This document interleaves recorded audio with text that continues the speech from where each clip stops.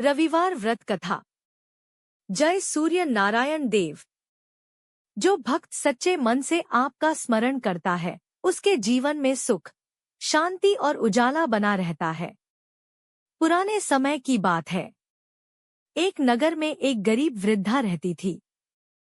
वह बहुत ही धार्मिक और दयालु स्वभाव की थी।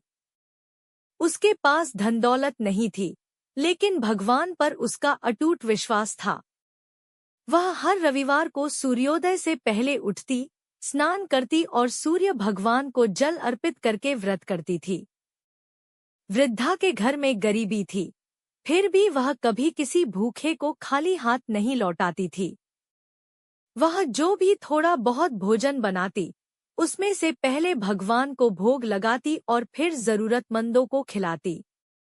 उसी नगर में एक धनवान व्यक्ति रहता था। उसे वृद्धा की भक्ति पर विश्वास नहीं था। वह अक्सर उसका मजाक उड़ाता और कहता, सिर्फ पूजा पाठ से कभी किसी का भाग्य नहीं बदलता।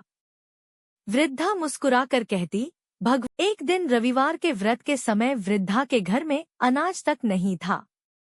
फिर भी उसने श्रद्धा से सूर्य भगवान की पूजा की और मन ही मन कहा, हे सूर्य देव, आज मेरे पास आपको भोग लगाने के लिए कुछ नहीं है, लेकिन मेरा विश्वास आपके चरणों में है। उसी समय एक साधु उसके दरवाजे पर आए। वृद्धा ने विनम्रता से उनका स्वागत किया और पानी पिलाया। साधु उसकी सेवा और भक्ति से बहुत प्रसन्न हुए।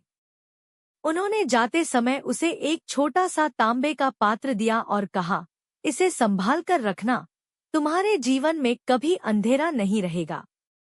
धीरे धीरे वृद्धा के घर में सुख समृद्धि आने लगी।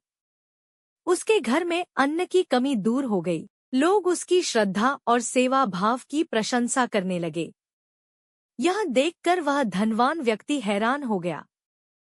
उसे अपनी गलती का एहसास हुआ। वह वृद्धा के पास आया और बोला, मुझे क्षमा कर दो, मैंने तुम्हारी भक्ति का मजाक उड़ाया था। वृद्धा ने प्रेम से कहा, सच्चे मन से भगवान को याद करने वालों पर हमेशा कृपा होती है।